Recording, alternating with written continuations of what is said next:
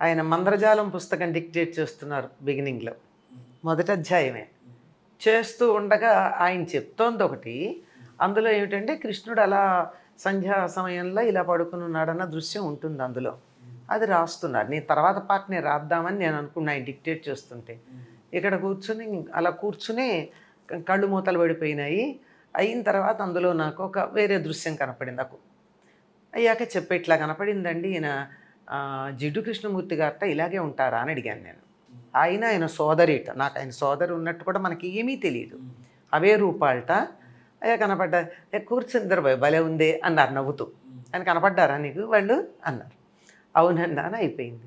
తర్వాత అడిగాను నేను, రాద్దాం ఆయనకి సేవ చేసుకుందామని అనుకుంటే ఈ నిద్రపోతుంటే ఆయన ఒకటి చెప్తే నేను ఇంకోటి రాస్తే ఎట్లా అని, ఎందుకు మాస్టర్ గారు అట్లా నిద్ర వచ్చేస్తుంది నాకు అన్నాను. అది నిద్ర అనుకుంటున్నావా అన్నారు. ఇంకా నాకు సమాధానం, మరి నేను అనుకున్నది అదే, ఆయన అనుకుంటున్నావా అంటే అర్థం ఏంటి? నా నా అభిప్రాయం తప్పని కదా.